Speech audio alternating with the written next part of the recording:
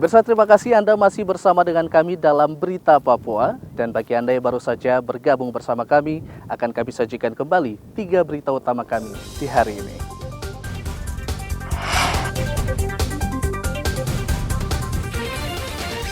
Otak pembunuhan dan mutilasi warga Timika akhirnya diringkus polisi. Polda Papua Barat terbitkan daftar pencarian orang kasus pembantaian pekerja Jalan Trans Papua Barat. Sampaikan pesan KPK, Kabinda Papua bertemu Gubernur Lukas NMB di kediaman pribadi.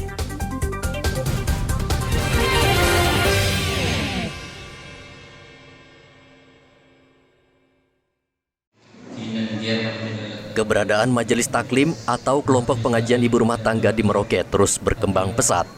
Wakil Bupati Merauke Ridwan meminta umat yang tergabung dalam Majelis Taklim untuk peduli dengan kaum perempuan yang mengalami kejahatan dalam rumah tangga atau KDRT.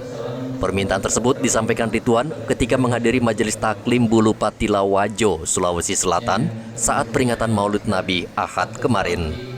Menurut Wabub, teladan yang dicontohkan Nabi Muhammad sudah sangat jelas agar para istri yang terlilit masalah KDRT segera melaporkan ke pihak berwajib untuk diproses sesuai hukum yang berlaku.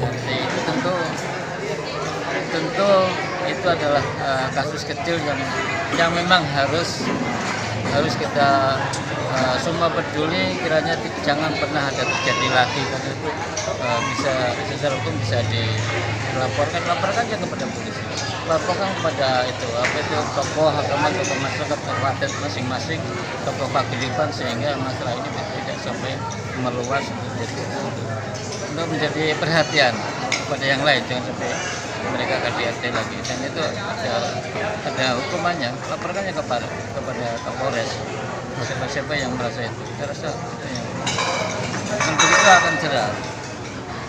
akan cerah, merasa hebat, sehingga yang lemah dianiaya dan sebagainya. Saat ini pertumbuhan Majelis Taklim di Merauke terus berkembang dengan pesat. Hampir di setiap RT dan RW berdiri kelompok pengajian Majelis Taklim ini.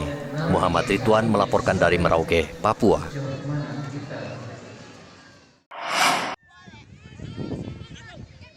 Kejuaraan sepak bola usia 12 tahun memasuki babak final. Pertandingan yang digelar di lapangan sepak bola dan Lanut, Merauke mempertemukan klub Yelmasu dan klub Yalet. Klub Yalet berhasil meraih kemenangan dengan skor tipis 1-0.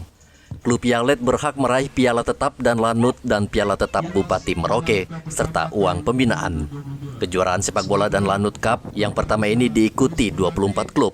Salah satu tujuan diselenggarakan kejuaraan ini untuk mencari atlet muda sepak bola untuk dibina sejak dini. Dari tim Yalet 1 dan Yelmasu 1 merupakan suatu kebanggaan bagi kedua tim dan kebanggaan bagi kita umumnya masyarakat Merauke yang bisa menghasilkan bibit-bibit pemain sepak bola untuk masa depan, karena dengan pembinaan yang baik kedepannya semoga sepak bola di Merauke sendiri dan Papua Selatan menjadi ikon dan mengangkat nama baik kota Merauke, sehingga kedepannya sepak bola Indonesia semakin berjaya. Para peserta senang dan bangga bisa mengikuti kejuaraan sepak bola U12. Karena kita yakin dan percaya. Setiap dan kita punya semangat yang kesatuan. Nah, sekarang Anto terpilih sebagai pemain terbaik. Apa rasa seperti apa? Senangkah seperti apa? Senang ya. Nah, cita-cita besar Anto mau jadi apa ini? Menjadi tentara. Kemarin waktu bermain, Jangan. klub apa yang paling cukup berat yang kau anggap? SD ya. Selain itu apa lagi? Yelmasu 2. Sekarang kau terpilih sebagai pemain terbaik, striker terbaik. Apa harapan kau kira-kira? Kalau besar mau jadi apa? Pemain bola? Ya. Mau jadi pemain bola? Kejuaraan sepak bola usia muda akan terus digelar dan Lanut Merauke bekerja sama dengan Pemkab. Muhammad Ridwan melaporkan dari Merauke, Papua. Dewan Juri Anugerah Desa Wisata Indonesia atau ATWI 2022 menyambangi Kampung Tobati, Kota Jayapura. Para juri program andalan Kementerian Pariwisata dan Ekonomi Kreatif, Kemenparekraf, memasukkan Kampung Tobati sebagai 50 desa wisata terbaik ATWI 2022. Kampung Tobati lulus melalui uji standar penilaian tim juri yang terdiri dari berbagai kategori. Di antaranya daya tarik pengunjung, souvenir, homestay, dan toilet umum. Seharusnya kunjungan itu dihadiri Menteri Parekraf Sandiaga Salahuddin Uno. Namun Sandiaga Uno berhalangan dan diwakili oleh Direktur Tata Kelola Destinasi Kemen Parekraf Indra Nitua. Saya ulang ya, kita bicara tentang souvenir, oleh-oleh ya. Oleh-oleh dari kriya, kemudian ada dari kuliner, dan ada juga dari fashion, pakaian ya. Itu 3 yang kaitan dengan souvenir. Yang keempat yang kita nilai juga adalah terkait dengan CHSE. Ya, bagaimana desa wisata mengadakan keamanan, kenyamanan daripada pengunjung. Kemudian yang kelima kita berbicara digital, konten kreatif dan digital, ya, bagaimana desa wisata itu mempromosikan desanya lewat konten-konten digital. Dengan gerak bersama Gaspol kita dan berkolaborasi, Pak. Jadi sekarang lebih bagus kita kolaborasi. Kompetisi kadang-kadang ngabisin energi, tapi dengan semangat kompetisi tapi berkolaborasi, Pak.